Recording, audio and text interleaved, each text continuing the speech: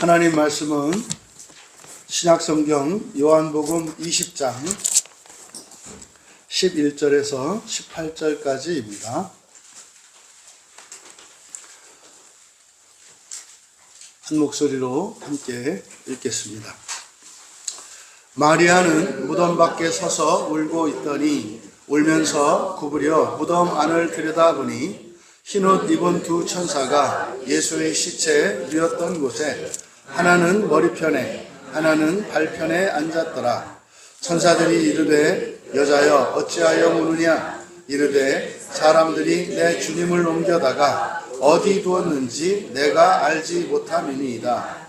이 말을 하고 뒤로 돌이켜 예수께서 서 계신 것을 보았으나 예수이신 줄은 알지 못하더라. 예수께서 이르시되 여자여 어찌하여 울며 누구를 찾느냐 하시니 마리아는 그가 동산지기인 줄 알고 이르되 주여 당신이 옮겼거든 어디에 두었는지 내게 이르소서 그리하면 내가 가져가리이다. 예수께서 마리아야 하시거늘 마리아가 돌이켜 히브리 말로 라보니 하니 이는 선생님이라는 말이라. 예수께서 이르시되 나를 붙들지 말라. 내가 아직 아버지께로 올라가지 아니하였노라. 너는 내 형제들에게 가서 이르되 내가 내 아버지 곧 너희 아버지 내 하나님 곧 너희 하나님께로 올라간다라 하시니 막달라 마리아가 가서 제자들에게 내가 주를 보았다 하고 또 주께서 자기에게 이렇게 말씀하셨다 이르니라. 아멘. 잠시 기도합니다. 진리의 영이신 성령님, 이 시간 간절히 구하옵나니 이 말씀이 창조의 능력이 되게 하여 주셔서 이 말씀으로 저희들의 마음이 기경되며 저희들의 인생을 새롭게 창조하시는 하나님을 보게 하여 주시옵소서. 감사하며 예수님의 이름으로 기도하옵나이다. 거룩한 주일로 하나님께 예배하기 위하여 나온 여러분 모두를 또 가정에서 불편한 중에 인터넷으로 참여하고 있는 모든 분들을 환영하며 축복합니다. 이 시간이 정말로 하나님의 창조의 시간이 되셔서 우리가 주일에 모여 함께 예배를 드릴 때마다 참으로 하나님께서 나를 새롭게 하시고 새로워진 나에 걸맞는 인생을 새롭게 창조하시는 그 일들이 매 주마다 경험되기를 진심으로 축복합니다. 자리를 지킨 여자여 울지 말라라는 제목으로 말씀의 은혜를 나누고자 합니다. 사랑하시는 여러분, 우리가 신앙생활을 하다 보면 열심히 힘을 다해서 정말 보람차고 의미 있게 또 해도 지치지 않고 기쁨이 넘치고 보람 있고 그럴 때가 있는가 하면 또 어떤 때는 아무런 의미도 없고 또 의욕도 없고 보람도 없고 정말 무미건조한 것 같은, 그래서 이 신앙생활이 이게 맞는가 이렇게 이런 생각이 들 때도 있습니다. 그래서 우리의 일상을 포기하고 그 자리를 떠나서 이렇게 변화를 추구하고 싶을 수도 있습니다. 그런 일들이 일어납니다. 예배를 드릴 때도 정말 하나님의 말씀이 정말 글자 하나 떨어지지 않고 내 마음속에 팍팍 꽂히고 그것이 일주일의 삶 가운데에서도 내 귓속에 쟁쟁거리고 떠나지 않고 그것을 따라서 살아가는 거룩하고 보람된, 그래서 정말 주일 예배에서 하나님을 만날 그것이 기쁘고 설레는 때도 있습니다. 그런가 하면 정말 예배에 나오는 일이 무의미한 것 같고 형식적인 그런 어떤 종교 생활처럼 여겨지기도 하고 또 설교도 귀에 들리지 않고 일주일의 삶 속에서 하나님의 흔적도 발견할 수 없고 그저 내 힘으로 살아가야 되는 것 같은, 그러면 과거의 사건들과 미래의 사건들에 대한 염려와 후회가 확 밀려와서 정말 이 세상의 모든 짐을 홀로 지고 살아가는 것 같은 때가 있습니다. 그러니까 예배에 나와서도 내 마음이 이 세상 걱정으로 가득 차서 하나님의 말씀이 들어갈 자리가 없고, 바로 그 상태가 하나님께 곁을 내어주지 않는 그런 상태가 되는 겁니다. 여러분, 바로 지금 우리가 살펴보고 있는 예수님의 무덤 앞에서 일어난 그 일들, 바로 그 자리를 떠나간 요한과 베드로가 바로 그런 상태였습니다. 이전의 자리로, 이전의 곳으로 돌아갔다. 그것은 마치 정말 예수님과 함께 살았던 그 3년에 정말 생생했던 기억들이 일장춘몽과 같이 정말 그런 일이 있기는 있었나 싶을 정도로 다 잊어버리고 예전에 예수님을 만나기 이전의 상태인 것처럼 되돌아갔다는 이야기입니다. 그렇게 떠나간 거죠. 그런데 오늘 본문에 등장하고 있는 이 마리아도 다르지 않습니다. 그녀에게도 놀라운 예수님의 그런 은혜를 입는 그 귀신을 쫓아내는 경험이 있었고요. 여러분들이 생각을 해보세요. 여러분이 귀신 들려가지고요, 매일 정신병원에 드나들고, 여러분 가족들이나 어느 누구도 여러분에게 가까이 하지 않고, 세상 사람들이 그저 여러분을 죽이려고만 하고, 공격하고, 존중하지 않고, 무시하고, 그렇게 수치스럽기만 했던, 그래서 숨어도 숨을 수 없고, 가려고 해도 갈 수 없었던 것 같은 그런 인생을 살아가던 것이 마리아였어요. 그러니까 7 귀신 들렸던 여자라는 게 그런 겁니다. 이 세상에서 어떤 즐거움과 보람, 기쁨과 사랑 이런 거 느낄 수 없었고요. 언제나 외로웠고요. 언제나 고통스러웠고 슬펐고 두려웠고, 그리고 미움으로 가득 찼었습니다. 그랬던 마리아에게 주님이 찾아오셔서 평안을 주셨고, 사랑을 주셨고, 기쁨과 만족을 주셨고, 그래서 인생을 사는 게 뭔지 알게 하셨습니다. 그래서 그때부터 이 마리아는 정말 예수님을 따라다니는 그것이, 예수님을 쫓는 그것이 이 세상의 모든 영광을 누리는 것보다 더 컸고, 이 세상의 모든 재미를 누리는 것보다 더 즐겁고 기뻤습니다. 그러니 그녀의 목숨보다도 더 소중했던 그 주님, 그런데 그 주님은 한순간에 신기루처럼 사라져버렸습니다. 죽으셨고, 심지어 이제는 시신조차 없어졌어요. 이게 지금 마르다의 상태입니다. 그러니까 사도들마저도 모든 것을 체념하고 이전의 삶으로 돌아갔지 않습니까? 그런데 이렇게 시작을 합니다. 11절에.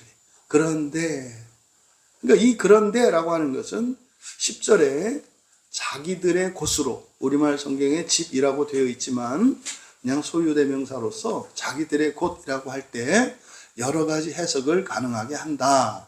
근데 저는 이것을 이전의 자리로 해석을 한 겁니다. 그런데입니다. 그런데 마리아는, 지금 우리말 성경에서는 무덤 밖에 서서 울고 있었다, 우는 것이 초점이 되어 있는데 이것은 매우 잘못된 번역입니다. 그래서 우는 것이 초점이 아니라 서 있는 것이 초점입니다. 그러니까 울면서 서 있었다는 거예요. 울면서 서 있었다. 제자들은 울면서 떠나갔고, 그런데 마리아는 울면서 서 있었다는 겁니다. 미완료 시제로 계속 울고 있어요. 그러니까 제자들이나 마리아나 울고 있는 상태는 똑같아요. 이 원인이 뭐라고 그랬습니까? 부활 신앙을 가지지 못했기 때문입니다. 이 세상의 그리스도인들이 울고 있는 이유는 딱 한 가지입니다. 부활 신앙을 가지지 않았기 때문입니다.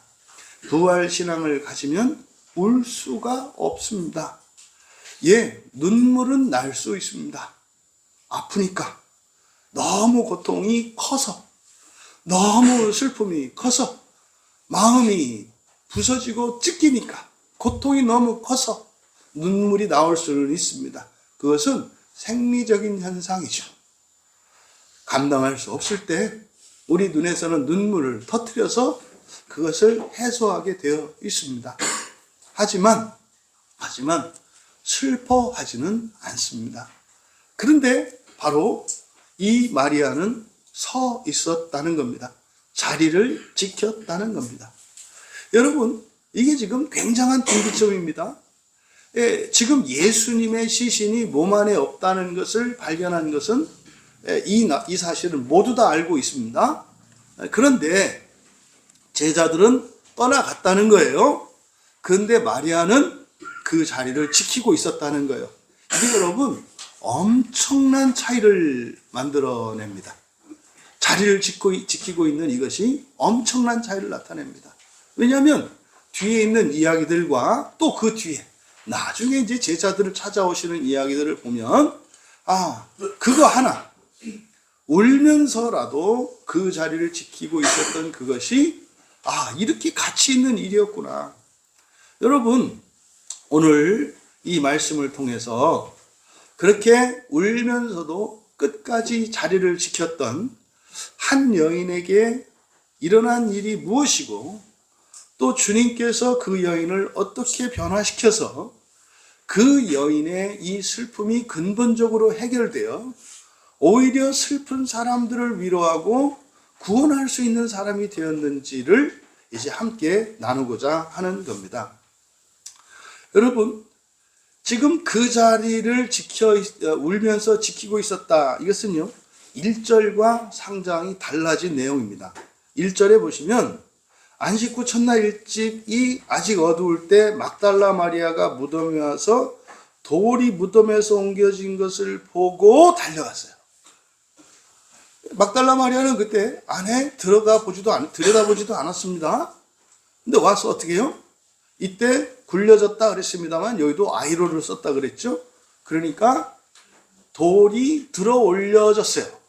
그걸 보고 마리아는 어떤 생각했어요? 도둑 맞았네. 확인도 안 한 겁니다. 그러니까 낙심하고 탄식하고 그래서 제자들에게 달려간 거였어요. 그건 사실도 확인하지 않은 상태였지 않습니까? 그런데 지금은요, 이제 베드로가 다 수사를 했고요, 완벽하게 다 드러났어요. 그러니까요, 이제는 정말로 예수님의 몸이 없어요. 정말로 이제는. 그런데 떠나지 않고 있어요. 이게 지금 굉장한 차이점이에요. 그래서 마리아의 처음과 지금, 그리고 지금 여기를 떠나간 두 사도와 마리아, 이렇게 지금 대조가 되고 있는 겁니다. 여러분, 신앙이라는 게 뭡니까? 신앙생활이라는 게 뭡니까? 이해되지 않는 상황에서, 소망이 사라진 상황에서, 그리고 믿음이 다 사라진 자리에서도 예배의 자리를 떠나지 않는 게 신앙생활이야. 여러분, 신앙생활은요, 뜨겁게 믿고 확실에 차서 이렇게 하는 게 신앙생활이 아니라, 신앙생활은 말입니다, 그 모든 것들이 사라질 때, 의미도 사라지고 의욕도 사라지고 가치도 사라졌을 때 그 자리를 지키는 것이 신앙생활의 핵심이에요. 여러분, 열정적으로 살아가는 것은 신앙생활이 아닙니다. 그는 은혜의 생활이죠. 여러분, 교회 다니지 않고도 얼마든지 열심히 열정적으로 살아갈 수 있다는 사실을 알지 않습니까? 그런데 신앙인들과 그렇지 않은 이들의 차이점이 뭐냐면요, 모든 게 사라졌을 때예요. 모든 게 사라졌을 때. 여러분, 힘이 있고 돈이 있고 능력이 있고 기회 있을 때야 뭘 안 해요. 더 못해서 아니지. 근데 신앙생활의 핵심은 말입니다, 그 모든 게 사라졌을 때예요. 그때 무너지지 않는 것이 신앙인들인 거예요.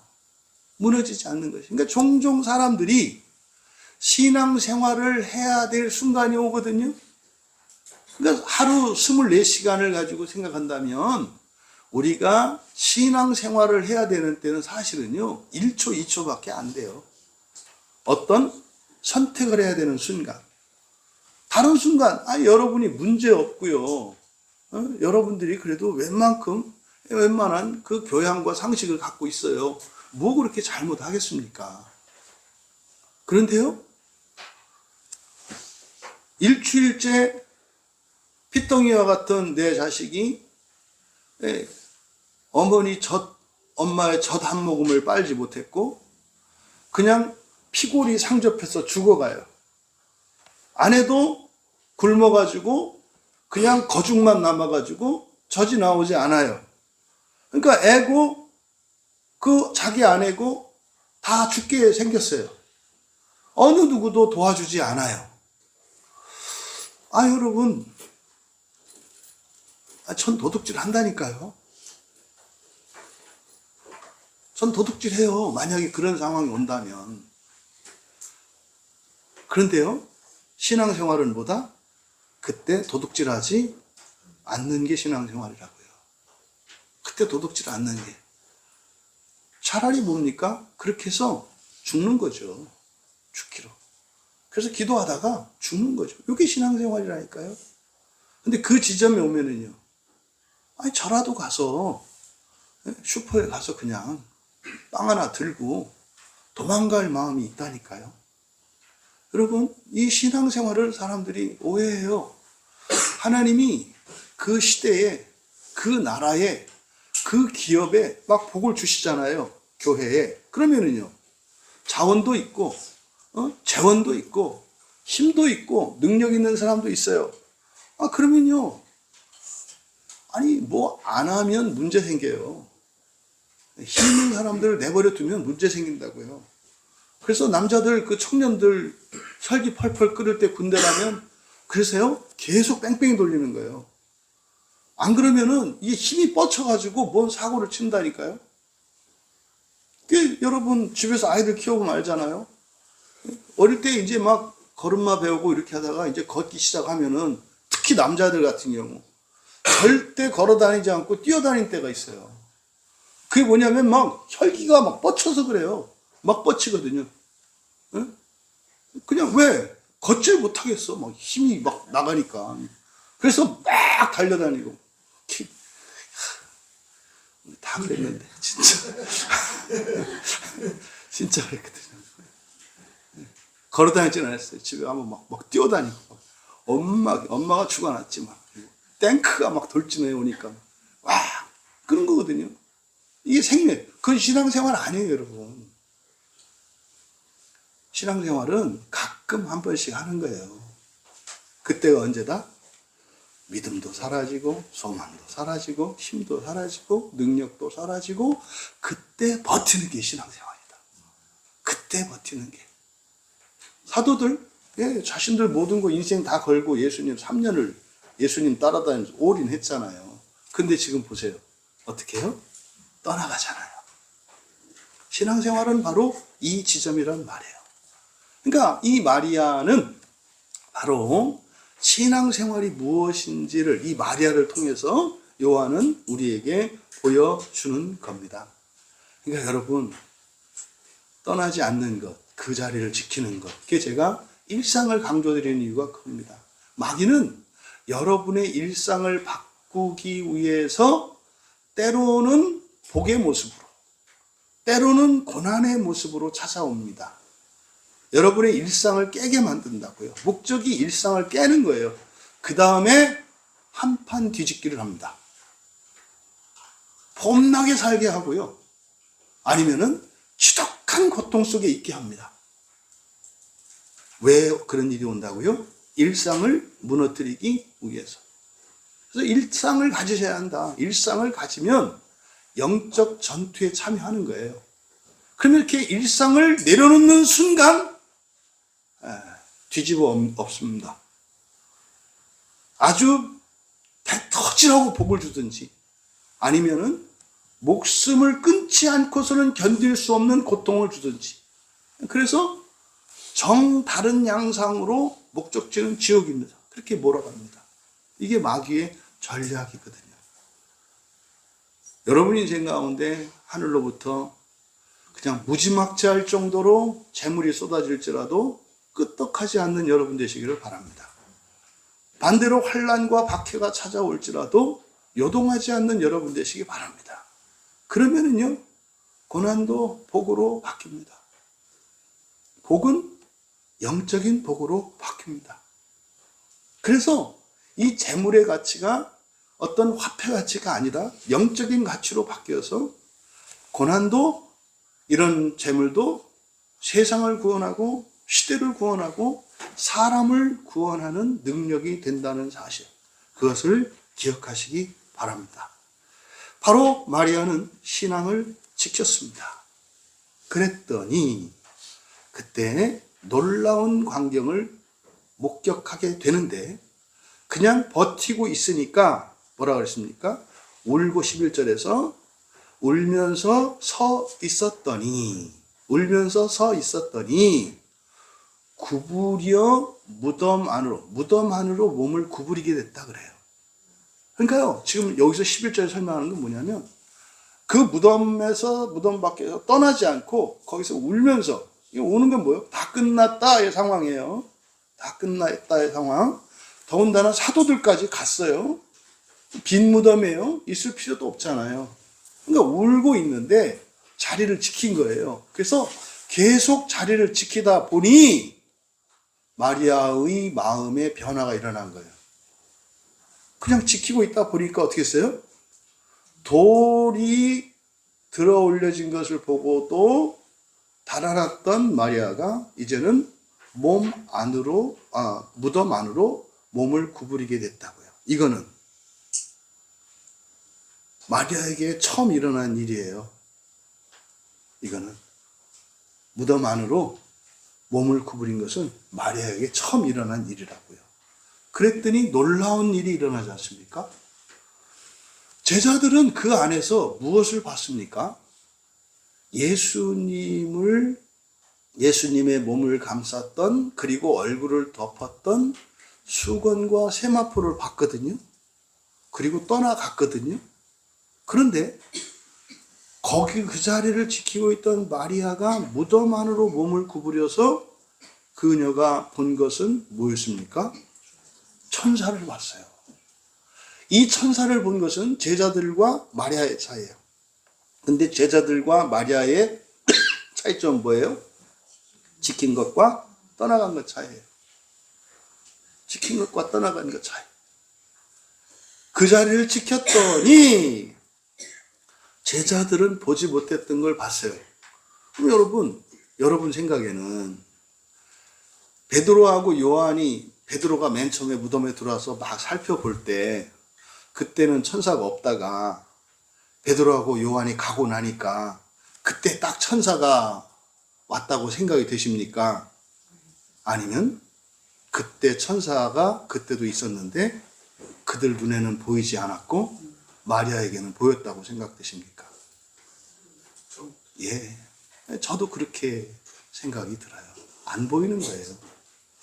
여러분, 이 예배당에 하나님의 임재가 있다는 것을 느끼시는 분도 있고 느끼지 못하는 분도 있다고요. 이 예배당이 빈 무덤이고 그냥 어떤 목사 하나가 저 앞에서 설교하는 것으로, 그죠? 몇 교인들이 앉아있던 것으로 보이는 거, 이게 세마포와 수건을 보는 거예요. 그런데 지켰던 마리아가 보았던 것은 두 천사를 봅니다. 그러니까 마리아 눈에는 보였어요. 그 차이점이 뭐라고요? 그 자리를 지킨 거라고. 그 자리를 지킨 거라고. 그런데 요한은 지금 이 장면을 지성소로 연결시키고 있는 것처럼 보여요. 거기에 천사 둘이 있는데 말입니다. 흰옷 입은 두 천사가 예수의 시체 아니고 몸이다 그랬어요. 시체는 죽은 거예요. 여러분, 예수님의 무덤이 있나요, 없나요? 성지순례 가면 있대요. 근데요, 무덤은 원래 뭐죠? 죽은 사람을 두는 곳이 무덤 아닌가요? 그럼 예수님이 살았나요, 죽었나요? 다 살았다 그래요. 그럼 예수님의 무덤이 있나요, 없나요? 그럼 다 있다 그래요. 그럼 뭔 말이에요? 예수님의 무덤은 없죠. 아니, 살아있는 분의 무덤이 어디가 있어요? 맨 처음 장사를 지냈던 곳은 있겠죠. 근데 예수님의 무덤은 없는 거예요. 예수님의 무덤은. 그래서 여기 지금 시체라고 되어 있지만 몸이다. 그러니까 예수님의 몸이 뉘었던 곳이라 그랬어요. 하나는 머리편에, 하나는 발편에. 이거는 이제 번역이 이제 흐려놓은 거, 이런 것들이. 요한복음 맨 처음 시작할 때 중요한 전치사가 있습니다. 생각나시나요? 예. 전치사가 여러 가지 다 중요합니다만 맨 처음에 중요한 거 뭐라고요? 프로스라 그랬어요. 프로스. 프로스는 뭡니까? 향하여라는 뜻인데, 잠깐 삼위일체를 다시 한번 이야기하면 하나님은 한 분이세요. 한 분이세요. 근데 삼위가 됐다는 것은 뭐예요? 하나가 셋이 되려면 어떻게 되죠? 깨지고 찢겨야 되는 거 아니에요? 그래서 삼위, 일체이신 하나님이 삼위가 된 것 자체가 이게 하나님의 사랑을 나타내는 거고요. 그 창조가 하나님의 찢김이라는 걸 나타내는 거예요. 근데 우리가 삼위일체, 그래서 삼위를 먼저 생각하고 삼위를 전제로 일체를 생각하려고 하니까 이건 이제 정신병자가 되는 거예요. 세 인격을 가진 한 사람. 그 사이코 아닙니까? 정신분열증 이런 거 아니에요? 원래 하나님은 한 분이세요. 그런데 사실은 하나님께서 당신을 스스로를 터뜨리셨어요. 이건 마치 어머니들이 자녀를 낳는 것과 같아요. 네, 자기를 터뜨린다고요. 그래서 한 몸이 둘이 되잖아요. 아기를 낳으면. 네? 낳기 전까지는 한 몸이었는데 낳고 나면 두 몸이 되잖아요. 그러니까 이 출산은 창조에 대한 경험이거든요. 네? 그러니까 한 분이셨던 하나님이 삼위로 성부, 성자, 성령으로 찢기는, 이게 사실은 창세기 1장에 있는 그 창조 얘기거든요. 근데요, 그렇게 터뜨리셔서 하나님이 하나님 아닌 것을 만드셨어요? 근데 결국은 어떻게 됩니다? 그 모든 것들이 하나님을 향하여 하나님께로 돌아간다. 이게 삼위일체의 핵심적인 내용이에요.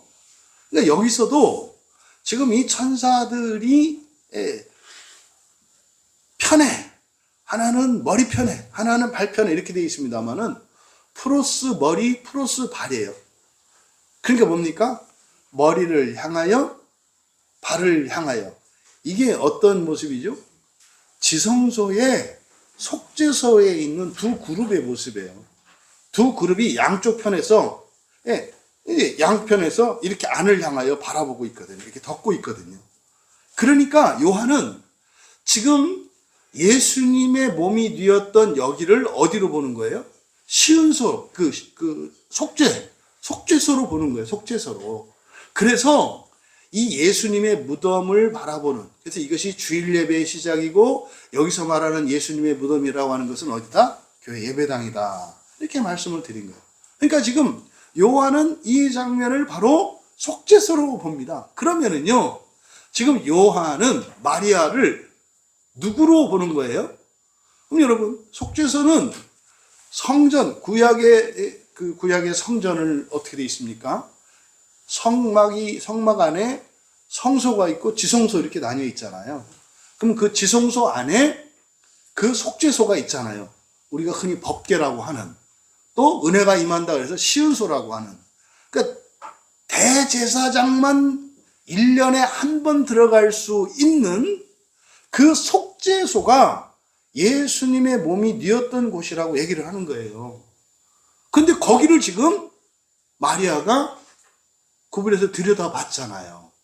이게 구약의 제사의 모습으로 보면은요, 대속죄일에 대제사장이 지금 들어가고 있는 장면처럼 묘사하는 거예요. 여러분, 세상을 구원하라고 먼저 택함을 받았던 사도들은 튀었는데, 귀신 들렸던 이 여자가 그때 당시로는 사람들에게 천대받던 여자가 대제사장의 역할을 하고 있다고 요한은 말씀하는 거예요. 놀라운 장면이죠. 그때 천사가 여자여라고 하는 귀나이, 귀네라고 하는 이 표현은 호칭으로 쓸 때는 뭐다? 이게 굉장히 극존칭이다. 우리말로 하면 대부인 뭐 이런 거라 그랬어요. 그래서 여자여라고 요한복음에서 불리는 여자 마리아고요. 최초의 예수님의 이적 사건일 때 가나의 혼잔치에서 어머니 마리아에게 여자여 귀나이 대부인이라는 호칭을 써요. 그 다음에 그 대부인 그 귀나이라고 하는 호칭을 들었던 게 요한복음 4장의 수가성 여인이에요. 사실 지금 이 장면에 이 마리아와 4장의 수가성 여인 사이에 묘한 공통점이 있어요. 그건 여러분들이 그냥 알아서 하세요. 그거 하면 설교 길어져요. 상당히 유사성이 있어요. 그 다음에 그리고 지금 여기서 나오는 요 여인입니다. 그러니까 여러분 또 8장에서 나왔던 저기도 있네요. 요한복음 8장에 보면은 가늠하다가 붙잡힌 여인이 있었죠. 가늠하다가 붙잡힌 여인은 돌 맞아 율법에 따르면은 돌로 쳐서 죽여야 되는 여자고 돌 맞아 죽을 지경이었는데 그 여자를 예수님이 대부인이라 그래요. 그러니까 사람들은 쳐 죽일 여잔데요. 예수님은 그 여인을 극도로 높여요. 왜 그래요? 사람들은 육체로 봐요. 지금을 봐요. 예수님은요, 부활을 봐요. 부활을 본다고. 사람을 보면 지금으로, 몸으로, 겉으로 보이는 것으로 보면 사람이 크고 작고가 있고 위대하고 못나고 다 달라요. 우열 비교가 가능하다고요. 그런데 말입니다. 영적으로 부활의 모습을 보면 전부 영광스러운 자들로 보여요. 이게 그리스도인과 비그리스도인의 차이라니까요. 그래서 거지가 됐든 누가 됐든지 간에 존귀하게 여기는 게 뭐예요? 지금 내 눈에 보이는 이 사람을 그 사람의 정체성으로 보는 게 아니라 뭘로 봐요? 부활로 본다고요. 부활로. 그러니까 부활의 영광은 말입니다. 이 세상에 있는 그 모든 것을 능가하는 아름다움과 가치를 가지고 있는 거라고요. 이 지금 이 마리아를 천사들이 바로 여자여, 대부인 이렇게 부른다 이 말이에요. 그런데 질문이 이상해요. 어찌하여 뭐 천사가 감히 반말하면 안 되지. 어찌하여 우십니까? 이러지. 천사가. 대부인이시여. 어찌하여 우십니까? 이래야지. 아래 것이 어디 우느냐? 이렇게 반말을 그으면 안 되지. 이게 존댓말을 써야 돼요. 어찌하여 우십니까? 이건 어떤 뜻이겠습니까? 이해가 안 된다는 거예요. 이해가 안 된다는 거예요. 아니, 도대체 왜 우시는 거예요? 교회는 주님의 아내로, 여자로 호칭이 되고, 그 교회 안에 있는 그리스도인들도 그래서 이제 이렇게 여자로 불립니다. 그러니까요, 예수님을 믿고 거듭난 신자들이 이제 여자인데, 지금 천사가 마리아에게 묻는 이 질문은 여러분에게도 묻는 거예요. 지난주 왜 그렇게 우셨어요? 이렇게. 지난주 왜 그렇게, 어찌하여 그렇게 우셨나요? 이렇게 물어보는 거예요. 천사가, 이해할 수 없는데요? 뭐 이런 거죠.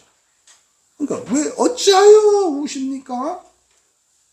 그랬더니, 사람들이 내 주님을, 들어 올려서 어디다 뒀는지 내가 알지 못해서 지금 마리아가 왜 운다고 얘기한 거예요? 마리아가 우는 이유를 뭐라고 얘기한 거예요? 주님이 어디 계신지 몰라서. 어디 계신지 몰라서. 이 사람들이 주님이 어디 계신지를 몰라서 우는 거라고 얘기를 해요. 어디 계신지 몰라서. 근데 여러분, 정말 그럴까요? 주님이 어디 계신지 몰라서 그럴까요? 그게 아니라는 것이 바로 뒤에 14절에서 나와요. 이 말을 하고, 그러니까 지금 천사 입장에서 보세요. 천사 입장에서 보면 지금 마리아가 울면서 이렇게 안을 이렇게 들여다보고 있어요. 막 울어요. 천사들이 깜짝 놀라는 거죠. 아니, 세상을 구원할 여자께서 왜 그렇게 울고 계세요? 근데 지금 그 여자 마리아 뒤에는 누가 계세요? 예수님 지금 계시거든요. 근데 어떻게 하는 거예요? 예수님이 어디 있는지 몰라서요. 그럼 천사들 입장에서는 어디 있어요, 예수님이? 그 바로 뒤에 계시거든요. 그러니까 이게 이해가 안 되는 거예요. 주님이 어디 있냐고요? 하나님이 어디 있냐고요? 여러분 옆에 계셨고 성령님이 여러분 안에 계셨다니까요. 근데 울어. 왜 우냐니까 하나님이 없대. 안 도와준대. 없는 것 같대. 있기는 있느니. 이 상황이거든요. 그러니까 어디가 문제가 아니라는 거예요. 그것을 14절에서 뒤로 돌아다 보니까 예수님이 서 계셨다잖아요. 그런데 뭐라고 되어 있어요? 14절 같이 읽습니다. 이 말을 하고 뒤로 돌이켜 예수께서 서 계신 것을 보았으나 예수이신 줄을 알지 못하더라. 마리아의 문제는 뭡니까? 예수님을 모르는 거예요. 예수님을 알지 못하는 게 문제라고요. 예수님이 어디에 있는지 모르고 과연 하나님이 이게 문제가 아니라 뭐예요? 예수님을 알지 못한다. 여러분 말이 되는 얘기입니까? 이 마리아도 자신의 모든 것을 주님께 전적으로 의탁한 여인이라니까요. 그런데요, 알지도 못하는 예수님께 그랬단 말이에요? 말도 안 되는 얘기잖아요. 그러니까 여기서 그래서 알지 못했다라고 하는 이 알지 못한다는 것은 전혀 몰랐다는 뜻이 아니겠죠. 왜? 아니 전혀 몰랐다면 예수님께 이렇게 헌신도 안 하실 거고 이 무덤에 이른 새벽부터 아니 주일 최초의 예배자가 됐는데 뭐 지나다가 무덤 들린 것도 아니고 그러니까 여기서 알지 못했다라는 것은 뭐겠습니까? 우리가 교리적으로 예수님을 배울 때 예수님을 누구시라고 배워요? 참 하나님이시며 참 사람이시며 그동안 안 배웠던 거 참 세상. 예수님은 누구시다? 참 하나님이시고 참 사람이시고 참 세상이다. 이거를 기억하셔야 돼요. 예수님은 하나님의 형상이거든요. 형상이라는 게 뭐예요? 보이는 것이고 이렇게 형태를 갖추고 있는 건데 그러니까 우주 전체는 곧 예수 그리스도를 나타내요. 그래서 예수 그리스도는 참 사람이기만 할 뿐만 아니라 참 세상이기도 하고 참 하나님이시기도 하다 이 말이에요. 이게 예수님을 아는 거예요. 그러니까 여기서 알지 못했다라고 하는 것은 온전히 알지 못했다는 그런 뜻이겠죠. 부분적으로 사실은 누구로만 알았어요? 참 사람으로 알았죠. 그런데 그 사람이 죽었잖아요, 지금. 그러니까 지금 사도들이나 마리아나 지금 신앙의 여정 속에서 이들의 위치가 어디에 있는 거예요? 예수님이 참 사람인 것은 알았어. 이게 뭡니까? 위대한 성인인 것. 인류사에서 가장 탁월한 사람이라는 것까지는 믿었어요. 이거는 다른 종교인들도 가지고 있는 거예요. 각자의 종교인들이 믿는 그들이 따르는 그 종교의 창시자들은 다 누구예요? 참 사람이에요. 참 사람. 그러니까요. 무하마드, 그 다음에 석가모니 다 이런 사람들. 이런 사람들이 다 누구예요? 참 사람이에요. 성인이라고 일컬어지고 위대하다, 위인이라고 일컬어지는 이런 사람들은 다 참 사람됨을 믿는 거예요. 그러니까 참 사람됨을 믿는 것은 기독교에만 있는 게 아니에요. 다른 종교에도 있고 심지어는 무신론자들 사이에서도 존경하는 사람이 있잖아요. 그러니까 지금 기독교인들의 대부분이 여기서 넘지를 못해요. 그러니까 부활신앙이라고 하는 것도 그러면 하나님을, 그러니까 예수님을 참 사람으로만 믿고 따른다라고 하는 것은 본인의 구원에 대한 기대가 뭐예요? 참 사람 되는 거예요. 참 사람, 능력이 있는 사람, 재물이 있는 사람, 다른 사람보다 뛰어난 사람, 뭐 이런 거. 이게 신앙의 목표가 된다 이 말이에요. 그러니까 알지 못했다라고 하는 것은 바로 참 사람 이상, 참 세상이고 참 하나님이신 것을 몰랐다는 이야기인 거죠. 그래서 예수님이 이제 말씀을 하세요. 여러분, 마리아가 예수님을 여기서 처음 만날 수 있었던 이유가 뭐라고요? 자리를 지켰기 때문이라고요. 자리를 지켰기 때문이라고요. 그래서 천사도 봤고요. 그러니까 이제 표적, 이사를 본 거겠죠. 그 다음에 예수님을 맨 처음 보는 그런 은혜를 경험했어요. 그러니까 예수님이 이제 그러니까 야단치는 게 아니죠. 아니면은 나 여기 있다 뭐 이렇게 하시는 게 아니에요. 근데 지금 이 장면을 통해서 마리아의 신앙의 수준이 우리의 수준, 이 세상의 그리스도인들의 수준인 것을 가르쳐 주고, 이어서 이제 그것을 넘게 하기 위해 가르쳐 주시는 과정이에요. 성경은 구원의 책이라고 그랬어요. 끝까지 구원하는 얘기예요. 끝까지. 근데 지금 여기는 그래서 마리아를 구원하시는 이야기예요. 그러면 앞서서 집으로 이전의 곳으로 돌아갔던 베드로와 요한, 조금 있으면 예수님이 또 찾아가요. 찾아가서 또 구원하십니다. 근데 마리아에게 말씀합니다. 또 여자요. 이거 엄청난 말이에요. 여자요라고 하는 이게. 천사로부터 이런 극존칭을 들었죠. 예수님으로부터 이런 극존칭을 들어요. 엄청난 얘기라니까요. 이거는 여러분, 그리스도인 된 여러분에게 천사들도 그렇게 부르고요. 예수님도 여러분을 그렇게 부르신다니까요. 근데 안 들리는 거지. 이렇게 안 들려요. 하는지 안 하는지가 중요하지 않아. 내 귀에 들리는 게 중요해. 내 눈에 안 보이고 내 눈에 안 들리면 뭐 소용없다 뭐 이거지.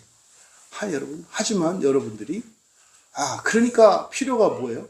여러분이 새롭게 되고 뭐하고 하는 게 아니라 그게 중요한 게 아니라 여러분의 환경이 바뀌고 신분이 바뀌고 이게 중요한 게 아니라 먼저 뭐 해라?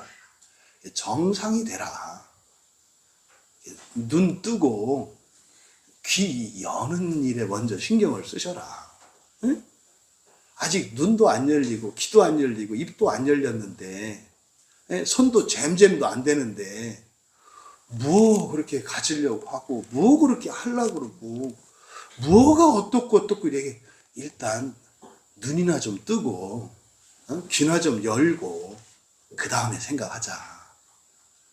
여러분, 그런 마리아에게 예수님께서 물어보세요. 다시 어찌하여 울며. 이것은 똑같은 반복인데 앞에서 천사들이 했을 때 질문과 예수님이 하셨을 때 질문의 맥락이 달라요. 앞에 천사들이 물어봤을 때는 진짜로 마리아가 예수님이 어디 계신지 몰랐어요. 근데 지금은 알고 있잖아요. 알고 있는 정도가 아니라 지금 눈앞에서 말씀하고 계시잖아요. 그래서 본질, 그러니까 지금 마리아의 문제가 무엇인지를 가르쳐 주는 거예요. 뭐라고 하셨어요, 예수님께서? 누구를 찾느냐. 누구를 찾느냐. 우리는 어디인 줄, 어디 계시냐고 자꾸 묻는데 그게 문제가 아니라 네가 믿는 하나님이 누구냐라는 거예요.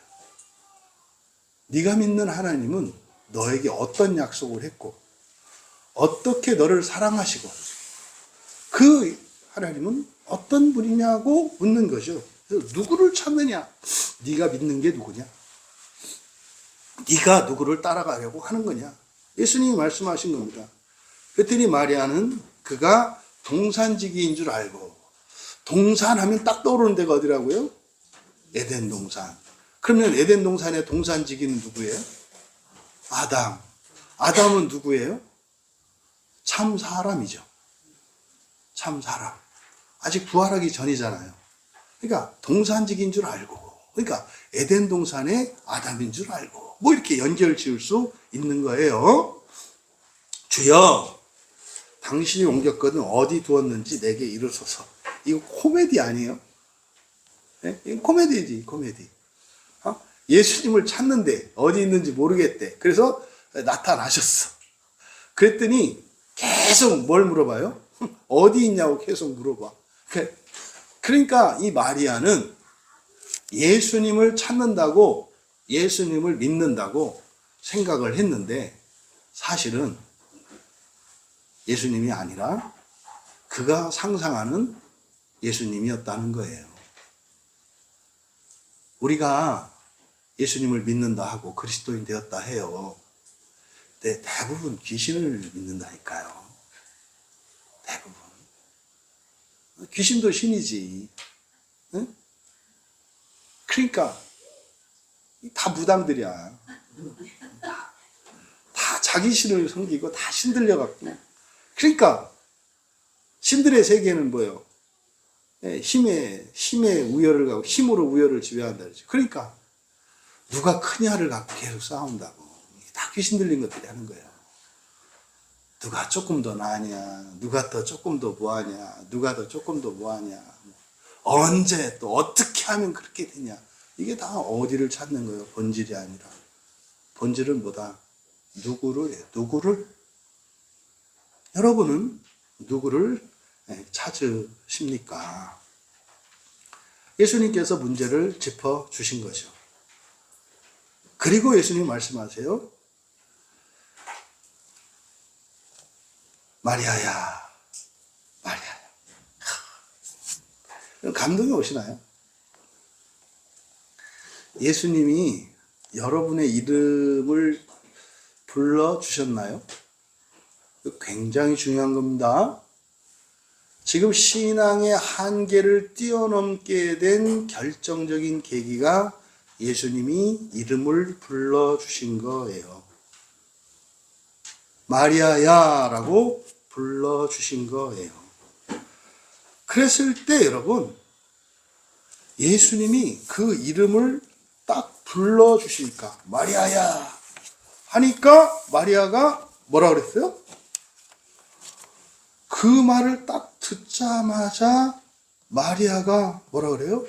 히브리 말로 라보니. 이건 적절한 번역이 아니에요. 이게 이제 히브리 말인데 나의 선생님 이런 뜻이에요. 이게 무슨 말입니까? 예수님을 알아봤다는 거예요. 알아봤다는 거예요. 그러니까 마리아가 예수님을 알게 되었고 신앙의 본질을 깨닫게 되었고 참 예수님을 알게 된 결정적인 계기는 무엇이었다? 예수님이 이름을 불러준 거였다. 성경을 천독해서 기도를 오래 해서 하나님 말씀에 순종해서가 아니라 뭐하니까? 이름을 불러주셔서. 여러분 이걸 기억하셔야 돼요. 마리아야 이렇게 그 이름을 불러주셨을 때 비로소 마리아가 자기가 누구인지도 깨닫게 되었고 예수님이 누구인지도 깨닫게 되었다는 거예요. 그러니까 이 이름을 불러주는 이 사건, 이제 우리말 성경에 15절에 16절에 예수께서 마리아야 하시거늘 마리아가 돌이켜. 이때 돌이켜는 스트레포예요. 보통 이제 우리가 회개를 이야기할 때 지성적인 회개, 감성적인 회개, 의지적인 회개, 또 열성적인 회개 이렇게 얘기를 하거든요. 그런데 의지적인 회개를 얘기할 때 에피스트레포 그래요. 근데 에피가 없는 스트레포만 합니다. 이 스트레포라고 하는 이것이 이제 돌아서는 거거든요. 바뀌는 거거든요. 그래서 이거는 그냥 회개가 아니에요. 이때는. 그래서 여기서 돌아섰다라고 할 때는 몸을 돌아선 거 아니죠. 이때 돌아선 것도, 이때 스트레포라고 하는 이것은 사실은 뭡니까? 예수님, 그러니까 이전에 알고 있던 예수님과 지금 마리아가 예수님의 이름을 불러주셨을 때 알게 된 예수님 사이의 변화를 나타내는 거예요. 그럼 이때 돌이켰다, 변화되었다라고 하는 이것은 몸을 돌렸다 이런 의미이기보다는 무엇이다? 마음의 변화예요. 마음의 변화예요. 영적인 변화예요. 그래서 나의 선생님이라고 얘기한 거예요. 여러분, 나의 선생님이라는 말을 형식 언어로만 생각하시면 안 돼요. 어떤 사람이 다른 누군가에게 나의 선생님이라고 말할 때는 이 두 사람의 관계는 어떤 관계입니까? 그 사람의 가르침을 받는 관계예요. 한 사람은 가르치고 한 사람은 가르침을 받는 거라고요. 제자가 선생님이 말하면 듣고 싶으면 듣고, 듣고 싶지 않으면 안 듣고, 이렇게 하는 거 아니에요. 그거는 이제 비정상적인 것이고, 정상적인 것은 뭐예요? 선생님은 가르치는 분이고요. 제자는 배우고 따라서 하는 거예요. 근데 지금 여기서 라본이 나의 선생님이라고 할 때, 비로소 이 마리아에게 예수님이 누가 되셨다는 거예요? 나의 선생님이 되셨다는 거예요. 그러면 이제부터 예수님 말씀을 듣고 예수님 말씀대로 살아갈 수 있는 사람이 되었다는 거예요. 여러분, 예수님이 여러분의 주님인 게 좋으실까요? 예수님이 여러분의 선생님인 게 더 좋은 걸까요? 좋다라긴 좀 그런데 우월한 걸까요? 신앙의 수준으로 보면. 주님은 여러분이 종이라는 거 아니에요. 종은요, 배우는 게 목적이 아니라 그냥 기계처럼 순종하는 게 목적이에요. 근데 제자는요, 선생님을 배우고 선생님을 능가하는 게 제자거든요. 그러니까 주님이라는 말보다 예수님께서 더 기뻐하시는 그 호칭은 뭐겠어요? 나의 선생님. 물론 우리가 부를 때는 그냥 선생님 이렇게 하면 되겠죠. 선생님이라. 그러니까 이때 예수님이 얼마나 기쁘셨을까. 주여, 주여, 주여, 주여 할 때는 하는 말이 뭐예요? 주시옵소서, 주시옵소서. 그러다 또 막 안 되면 어떻게 해요? 죽이시옵소서, 다 지으셔야. 주여, 주여, 주시옵소서, 주시옵소서. 안 주니까 차라리 죽여라. 뭐 이렇게. 이게 주여, 주여, 주여, 주여. 여러분, 그러니까 주기만 하는 주님이 아니라 따라 배우고 능가하기를 바라시는 선생님이 예수님이라고 하는 사실을 여러분들이 기억하시기 바랍니다. 그래서 이제 나의 선생님이 됐다고요. 나의 선생님이.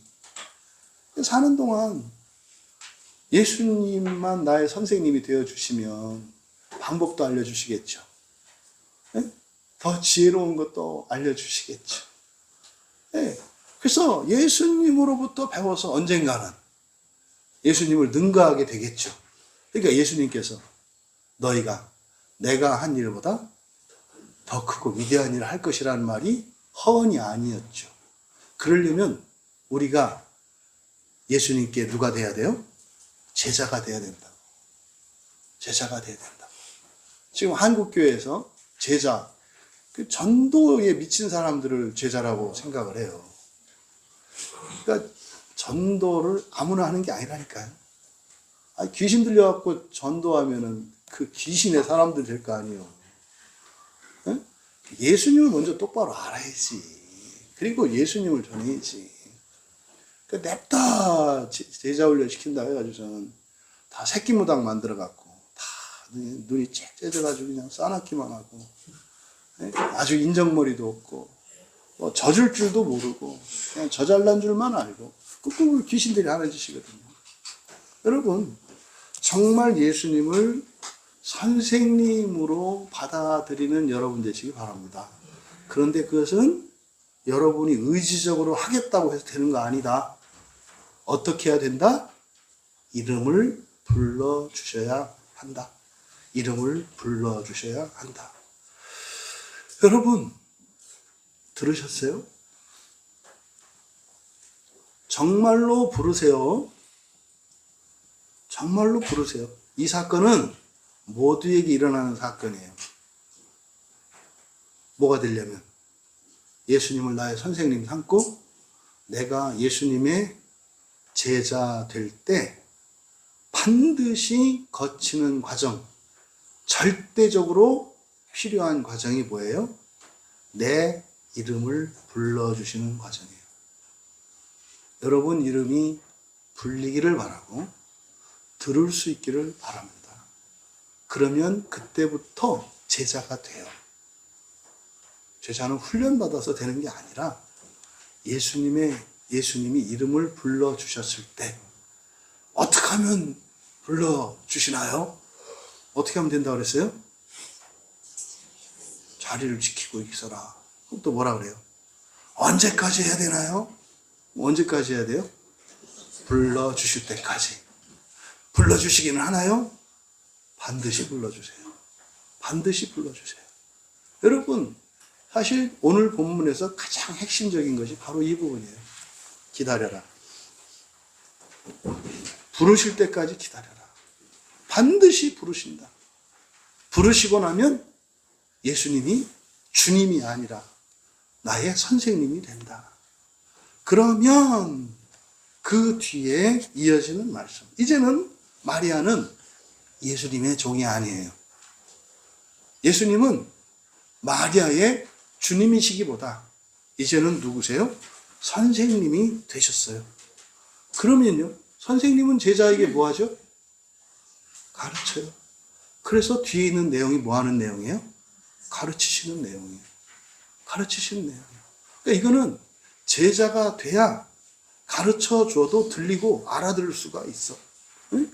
아니, 초등학생이 고등학교 교실에 가가지고 고등학교 선생님을 내 선생님을 삼겠다고 열심히 듣는들 알아듣습니까? 아니죠. 그래서 나의 선생님으로 예수님이 와 주셔야 돼요. 그래서 17절에서 가르쳐 주시는 얘기. 여러분들이 아마 성경을 이렇게 주의 깊게 읽었던 분들은 이게 잘 이해가 안 되는 그런 본문이었을 거예요. 예수님이 이제 가르쳐 주시는 내용이에요. 예수께서 이르시되, 선생님 예수님이 가르치시는 거예요. 첫 번째, 세 가지 가르침을 주시는데, 첫째, 뭐 해라? 나를 붙들지 마라. 두 번째는 뭐예요? 내 형제들에게 가라. 세 번째는 뭐예요? 말하라예요. 말하라. 예수님이 주신 세 가지 가르침. 첫 번째, 나를 붙들지 마라. 이게 뭔 말일까요? 이게 저도 이제 이 본문을 예전에 그렇게 이제 설교했던 기억이 나요. 왜냐하면 잘 모르겠더라고요. 그러니까 이제 제가 아는 거를 갖다가 끌어다 붙이니까 만지지 마라.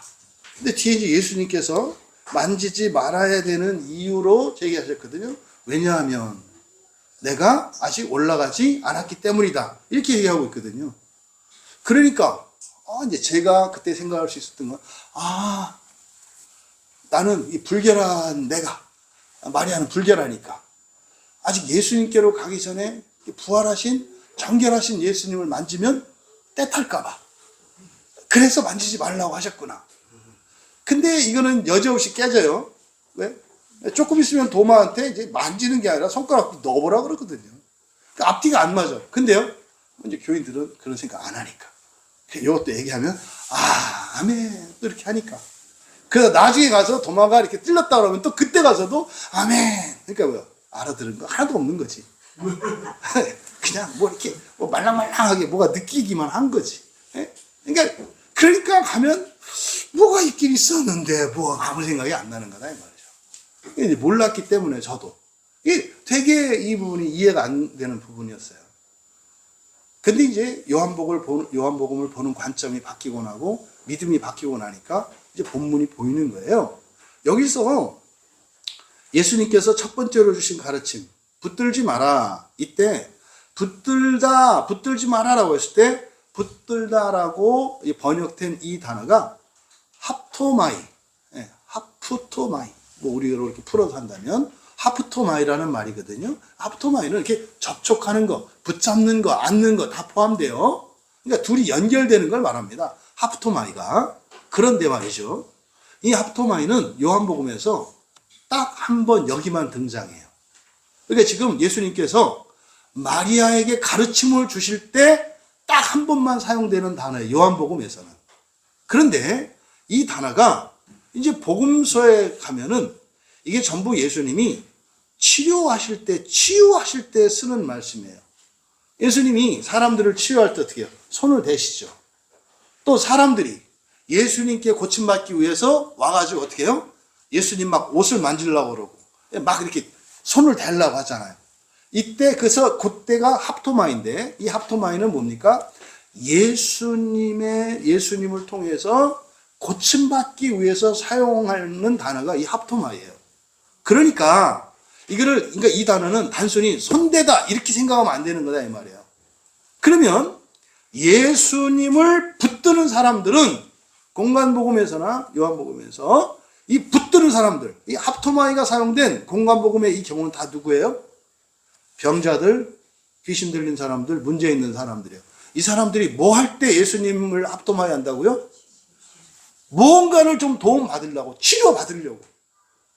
그래서 혈루병 걸린 여인도 옷자락을 만졌는데 고쳐지잖아요. 그때 예수님이 뭐 했다? 몸에서 힘이 빠져나간 걸 느꼈다. 누구야? 이렇게 했다 그랬잖아요. 이게 합토마예요, 합토마이. 그러니까 마리아에게 이제는 예수님의 제자가 된 말이에요. 굉장한 거예요. 아직 사도들도 이 제자가 아직 안 됐어요. 아직. 그러니까 지금 예수님의 공생애에서 이렇게 봤을 때 맨 먼저 일대 제자, 온전한 제자로 된 사람 1번을 꼽아라 그러면은 막달라 마리아라고 할 수 있어요. 근데 막달라 마리아를 또 이렇게 뭐 하면 안 돼요. 막달라 마리아가 일대 제자가 된 이유는 뭐였다는 거랬어요? 이름을 불러주신 거라고 했어요. 근데 불러주신 그 이유가 뭐였어요? 자리를 지킨 거. 그러니까 여러분들도 일대 제자 될 가능성이 매우 많지. 네? 광야교회에서 몇 년 버티면 이게 울면서 버틴 거거든요. 대단한 거죠. 그럼 그 다음에 남는 거 뭐예요, 이제는? 남은 단계는 예수님이 내 이름을 불러주는 거예요. 혹시 여러분 중에 아직도 예수님으로부터 여러분의 이름이 불리는 것을 경험하지 못한 분들은 오늘부터 기도 제목 삼으세요. 이거 들으셔야 돼요, 진짜로. 들으셔야 된다고. 예수님, 저도 예수님이 내 이름 불러주는 걸 듣고 싶어요. 이 기도 제목을 놓지 마세요. 그게 끝은 아니지만. 그러면 그때부터 여러분은 예수님의 제자가 되고 예수님은 여러분의 선생님이 되셔서 그러면 예수님이 하신 가르침을 주기 위해 성령님이 오신 거 아니에요. 그러면 성령의 가르침을 받으며 살아갈 수 있게 되고 그 일들을 통해서 할 수 있는 것과 또 하고 싶은 것과 하기 싫은 것과 이런 것들을 깨닫게 돼요. 그때부터 죄와 허물을 깨닫게 돼요. 아, 선생님 말씀을 들었는데 하기 싫어. 영어 숙제는 재밌게 하는데 수학 문제는 풀으라고 하니까 싫어. 그럼 내 죄가 뭐예요? 수학이 죄인 거야. 그때 옆에 있던 애가 그러는 거지. 그래? 난 수학은 그냥 하루 종일 해도 좋던데. 영어는 지금. 근데 너는 죄가 뭐야? 영어가 죄인 거지. 그렇게 해서 우리가 죄와 허물을 깨닫게 하시고 우리를 온전케 하시는 거죠. 그러면 바로 그 뒤 여기서 붙들지 마라. 그러니까 뭐겠어요? 이제 너는 네가 나한테 뭘 고침받고 이렇게 하려고 하지 말라는 거죠. 주시옵소서 하지 말라는 거예요. 주시옵소서. 그런데 그 뒤에 이유를 말씀하시는 내용이 또 이게 아리송해요. 네. 왜냐하면 이렇게 돼 있어요. 우리말 성경에 접속사가 생략되어 있지만 왜냐하면 내가 아직 아버지께로 올라가지 않았기 때문이다. 아나바이노 위로 올라가는 거거든요. 근데 여러분 이 아나바이노가 의미하는 게 이제 부활을 상징하고 하나님 나라에 들어가는 거거든요. 그러니까 여러분 여기서 예수님께서 이유로 설명하신 내가 아직 하늘로 올라가지 않았다. 하나님 나라로 들어가지 않았다. 부활하지 않았다는 뜻이에요. 부활 완성되지 않았다는 뜻이에요. 그럼 여러분은 여기서 어떤 해석이 나오세요? 너를 고치려고 이제 나를 통해서 널 고치려고 이렇게 나를 만지려고 하지 마. 나 아직 아버지께로 올라가지 않았어. 여기는 여러 가지 해석이 나올 수 있어요. 저한테는요. 아직 올라가지 않았다 그랬으니까 뭡니까? 시간이 남았다는 뜻이죠. 그럼 이 시간은 뭔 시간을 얘기할까요? 너처럼 다른 사람들도 제자가 되도록. 그리고 정말로 합통하게 해야 되는데 예수님께 와서 이렇게 예수님을 붙들지 않는 사람들, 그 사람들을 데려다가 나를 붙들게 하라는 의미로 저에게는 이해가 돼요. 하지만 붙들지 말라라고 하는 이 의미는 성경적으로 맞고 뒤에 그 이유를 설명한 것은 여러 가지 해석이 가능해요. 하지만 첫 번째 가르침보다 이제 너는 뭐 하는 사람이 되라? 사람들을 구원하는 사람이 되라. 너의 필요는 내가 다 채워주겠다라는 약속으로 들린다 이 말이야. 두 번째 가르침은 뭐였습니까? 내 형제들에게 가라 그랬어요. 내 형제들에게 가라. 그랬더니 이 마리아가 누구에게로 갔어요? 제자들에게로 갔어요. 그러면 이 마리아는 예수님의 이 말씀을 어떻게 받아들인 거예요? 내 형제들에게 가라 그랬더니 마리아는 그것이 사도들에게 가라는 말로 들렸던 거죠. 온전한 이해가 아니었다 이 말이에요.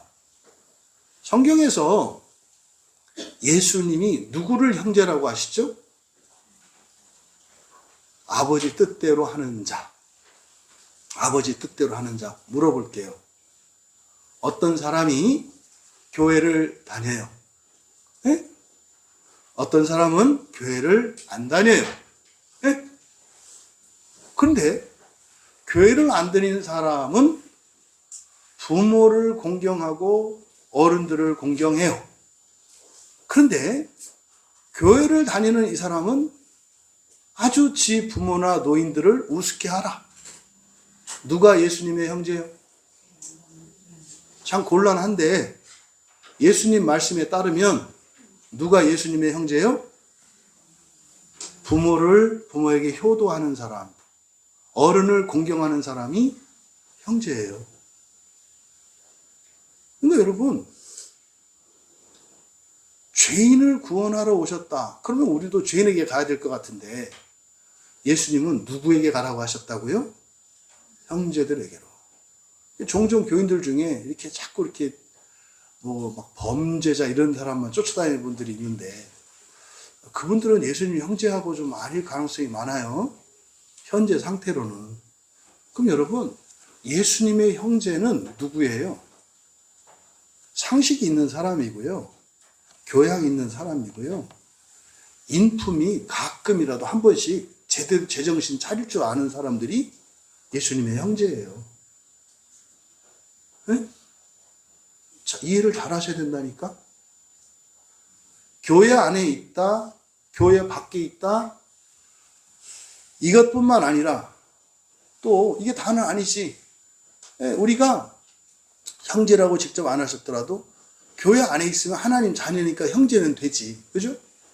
그런데 예수님께서 성경에서 말씀하신 이러이러한 자가 내 형제다라고 할 때 이거는 신앙과 별개로 또 말씀하신다는 거. 그러니까요, 정리하면 어떻게 돼요? 예수님을 믿고 세례받은 사람들 형제 자매고요. 왜? 성령 안에서. 또 하나, 인격적으로. 우리나라 이전, 그러니까 기독교 이전에도 예수님의 형제들이 이 나라에 있었겠어요? 없었겠어요? 있었겠지. 그러니까요, 흔히 하는 말로 법 없어도 사는 사람이라고 하는 사람들 있죠. 이 사람들은 다 예수님이 뭐라고 불러요? 형제라고 불러. 근데 이 교회 것들은 아니래. 교회 안 다니면 안 된다네. 교회 다니면 형제 되는 거 맞아요. 그런데 교회 안 다녀도 형제라고 부르시는 이들이 있다는 거예요. 아주 온전하진 않지. 그래서 어떻게 해라? 그들에게 가라고 하신 거예요. 여러분, 여러분의 전도 대상은 누구세요? 아무나가 아니에요. 아무나가 아니에요. 일단 누구예요? 형제들이라고.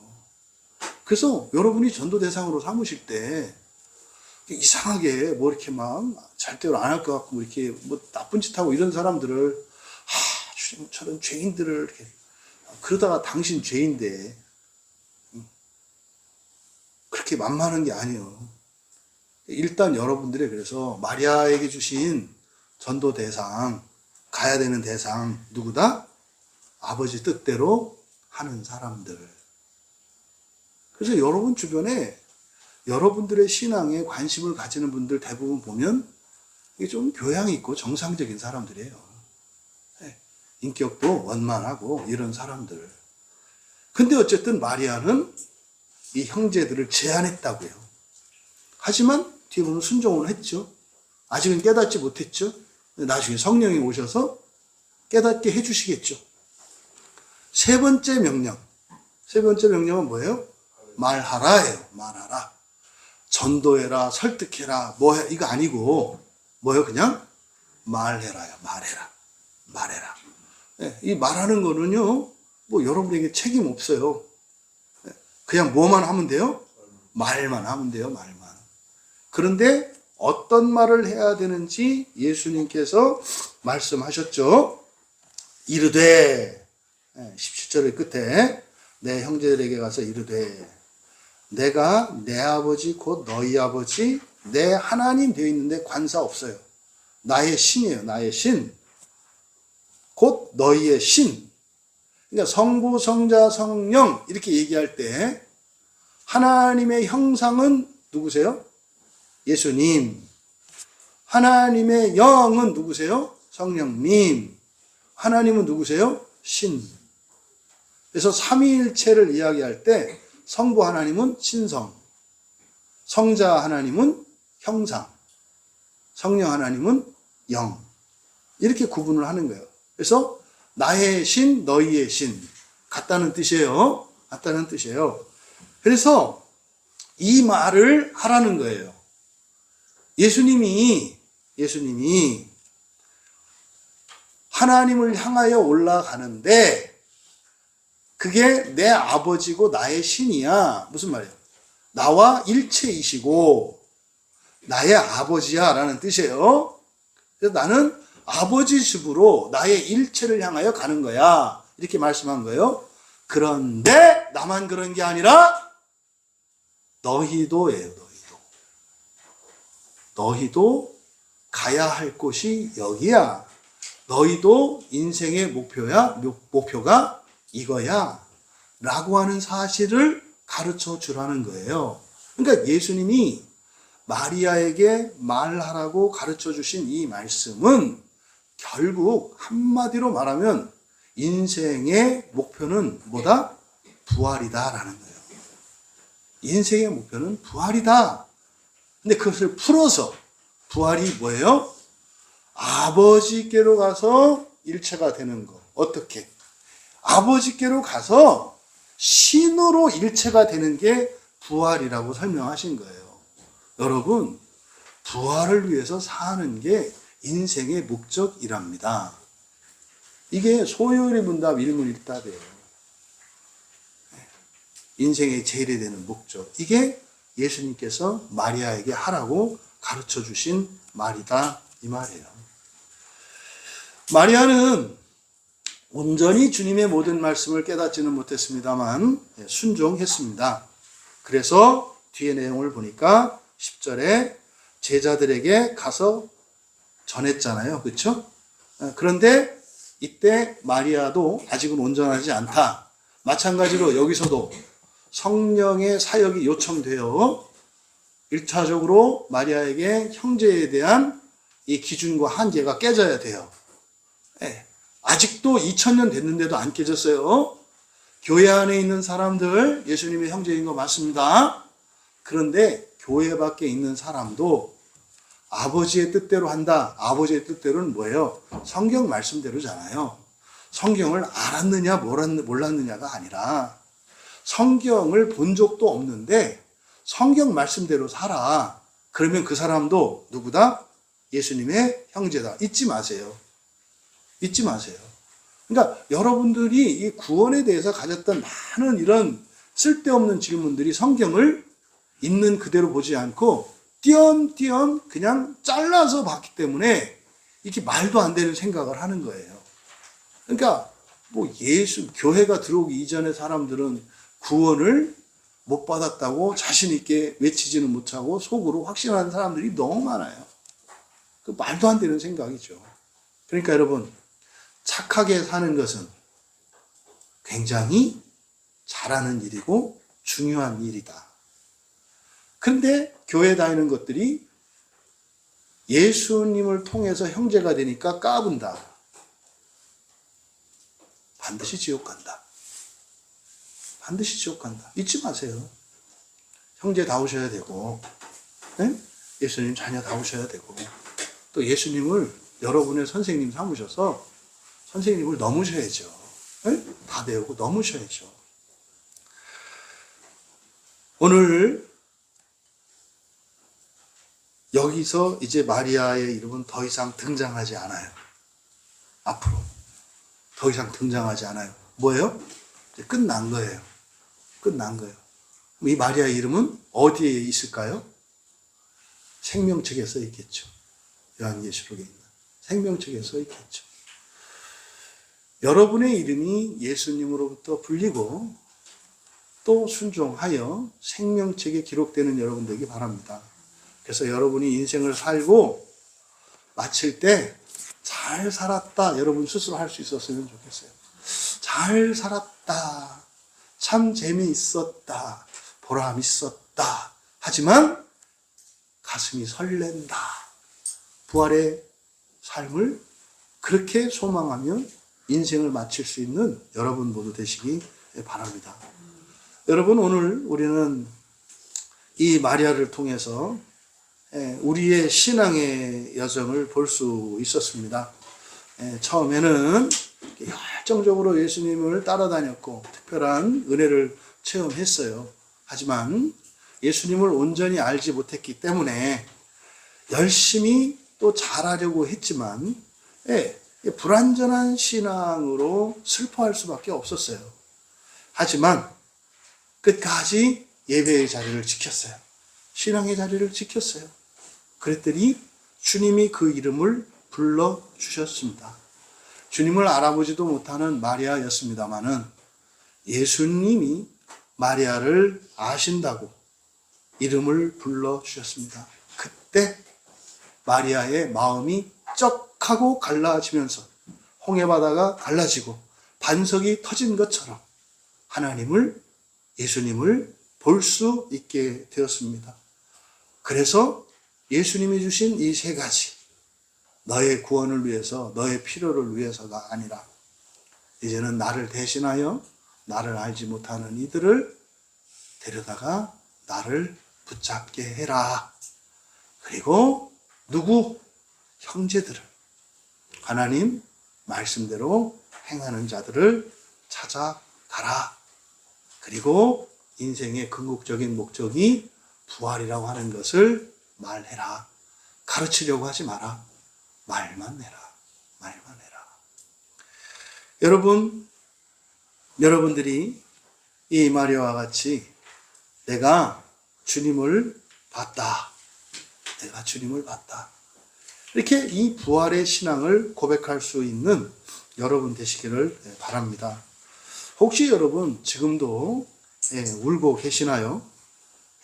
울더라도 예배의 자리는 떠나지 마라.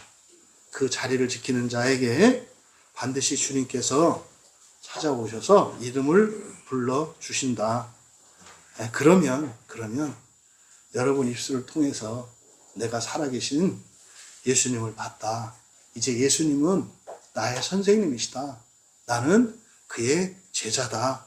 이렇게 고백하며 살아갈 수 있게 될 것입니다. 그래서 정말 여러분들을 통해 예수 그리스도 앞으로 온 세상의 마지막 한 사람까지 돌아올 수 있게 되기를 주님의 이름으로 축원합니다. 찬양 준비해 주시기 바라고요. 요한복음을 마무리해가는 장면에서 요한복음의 결론은 사실은 결론 부분은 그거예요.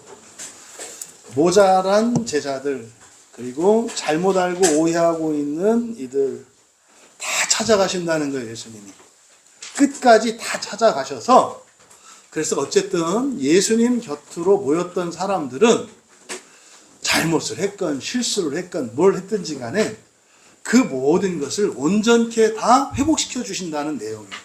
요한복음. 그래서 여러분들이 지금까지 어쨌든 예수 그리스도 안에서 해왔던 모든 실천과 삶, 잘했고 잘못했고를 떠나서 그것은 아주 의미 있는 일이라는 거예요. 왜요? 주님께서 그렇게 이루어 주실 것이기 때문에. 자리를 지킨 여자여 울지 말라라고 하신 이 말씀을 따라 여러분들이 위로를 받으시고 또 주님과의 관계를 정말 선생님과 제자의 관계로 나아가기를 축복하며 우리 함께 찬양합니다. 하나님, 내가 울면서라도 이 자리를 지키고 있사오니 나의 이름을 불러주시옵소서. 내가 주님의 이름을 듣게 하시고 주님의 이름, 주님의 부르시는 그 음성을 듣고 내 마음을 새롭게 하셔서 주님의 제자 되게 하옵소서. 은혜를 구하며 함께 기도합니다. 존귀하신 하나님 아버지, 울면서라도 자리를 지켰던 마리아에게 찾아와 주시고 이적을 경험하게 하시고 또 그 이름을 불러주셔서 신앙과 인생의 한계를 넘게 하신 하나님, 이 시간 하나님께 기도하는 사랑하시는 주의 자녀들, 저들이 자리를 지킨 그것이 하나도 헛되지 않으며 그것이 복되고 영광스러운 것을 확신할 수 있도록 도와주시고 친히 주께서 불러주시는 그 이름을 듣기를 소원하며 사모하며 기도하게 하시고 그날까지 물러서지 않게 하시며 자리를 지키게 하옵소서. 그래서 주님이 저희들의 이름을 불러주신 그날 이후에 제자의 삶을 소망하게 하시고 하루속히 그 일이 성취되게 하셔서 이기적이고 폐쇄적이었던 기독교에 대한 이런 오해와 누명들을 벗게 하여 주시고 온 세상과 모든 시대와 모든 일을 구원하는 참다운 기독교가 빛이 되어 세상으로 드러나게 하옵소서. 감사하며 예수님의 이름으로 기도하옵나이다.